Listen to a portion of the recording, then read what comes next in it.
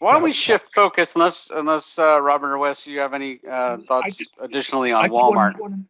I just want to make one comment, and it's kind of along the lines of what Paul was saying, is that, we find on Amazon that there are a lot of international sellers that are there for the quick money for it, whether they're doing things right or wrong or whatever, but there's the volume with it. Whereas on Walmart, you're not finding as much. They're still there, but you're not finding as much. So if you are truly a professional seller in the US, whatever, you're not going to have to deal quite as much, especially if you're in a I'm going to use this as a category, your electronics accessories, very, very crowded category. You're not going to find as many of those international sellers on Walmart because there's not the quick dollar in it compared. So, in your category, if you have that issue on Amazon, you're not going to run into it quite as much on Walmart. So it's kind of funny you say that, because I just saw. So I totally agree with you. And from a sales perspective, it's not the big fish. So people, all these factories have historically not been paying attention there. But I just saw something from Marketplace Pulse recently, I believe, and they showed that the new seller launches on Walmart are increasingly Chinese, because I think in part to the fact that we've basically learned over the last few months that Walmart is not, they're not really controlling review manipulation like Amazon is. So the Chinese sellers are saying, hey, it's lower volume, but I can actually manipulate the business more. So yeah, totally agree with you, but I think that may be changing here in the near future, unfortunately. Yep. That's the nature of the business, unfortunately. Yeah, it is. And you know what? Walmart's going to crack down on that stuff. They're going to catch on to that and put a stop to it, because they have a customer reputation to uphold too. So I think they're just late to the game. They're Amazon, many years ago. Yeah, of the Wild West. So Robert, what I'm hearing you saying is get your manipulations in now while it's early. Yep.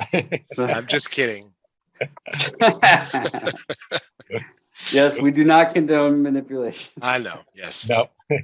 Although there are some very good tactics that we can guide you on to actually do things like ingest reviews from other platforms and such that are perfectly in alignment with terms of service, and we will guide you through, how to do those things. One thing that Amazon recently launched is called Buy with Prime, and I don't know if everyone's aware of that, but if you go to the website, I believe it's buywithprime.amazon.com.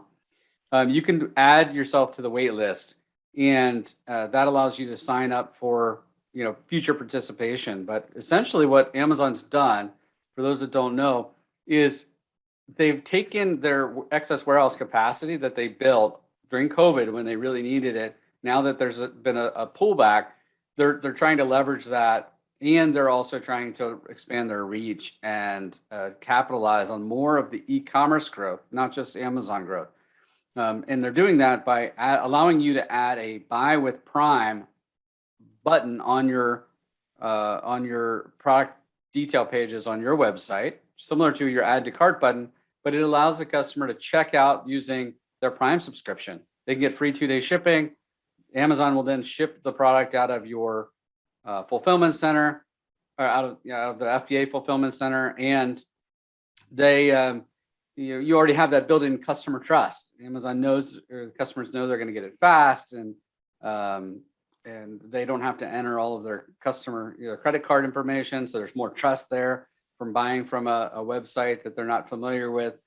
I think it's really going to be a game changer. I think that's really going to have some legs, but there are some things to think about. Like, do you want Amazon to know? I mean, if your 90% of your sales are on Amazon, perhaps it's not such a big deal. But if 50% of your sales or 20% of your sales are on Amazon, and you're a huge direct-to-consumer brand, do you want them to see just how dominant you are? I I would be cautious. So I would say that the good news is you can test. You can test on an item level basis. It does not have to be across your whole catalog. You don't even have to sell on Amazon. You can sign up for the program, not even having offered the product on Amazon, as long as you ship the products into FBA and you go through the process. So our philosophy is, it could be really good for some. If you're a no-name retailer, I think it could be really a big game changer. If you're a dominant player, let's say a Nike, you're probably unlikely to want to take advantage of that because you're giving a lot more information to Amazon unnecessarily.